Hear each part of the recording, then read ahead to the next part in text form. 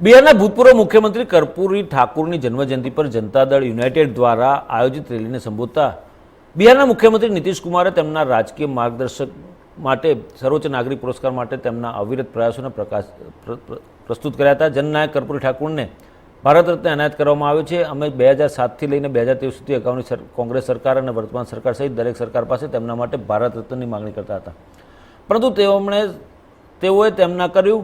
નીતિશ કુમારે કહ્યું કે ત્યારે વડાપ્રધાન નરેન્દ્ર મોદીએ કર્પૂરી ઠાકુરને ભારત રત્ન આપ્યો છે. તેમણે અમારી માંગણી સ્વીકારવા બદલ હું વડાપ્રધાન નરેન્દ્ર મોદી અને કેન્દ્ર સરકારને અભિનંદન આપું છું અને એમનો આભારી છું.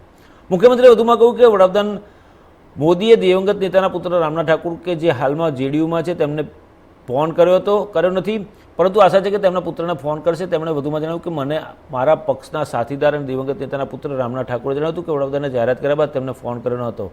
વડાપ્રધાન મોદીએ મને અત્યાર સુધી ફોન કર્યો નથી. કર્પૂરી ઠાકુરે તેમના પરિવારના કોઈપણ સભ્યને પ્રોત્સાહન આપવાનો ક્યારેય પણ પ્રયાસ કર્યો નથી, કારણ કે તેમણે સ્વર્ગસ્થ કર્પૂરી ઠાકુર પાસેથી પ્રેરણા લીધી હતી, જેઓ જાહેર જીવનમાં મજબૂત નૈતિક મૂલ્યો માટે જાણીતા હતા. કર્પૂરી ઠાકુરે અન્ય પછાત વર્ગો અને અન્ય અત્યંત પછાત વર્ગો માટે અમારી પ્રતિબદ્ધતાને પ્રેરણા આપી હતી.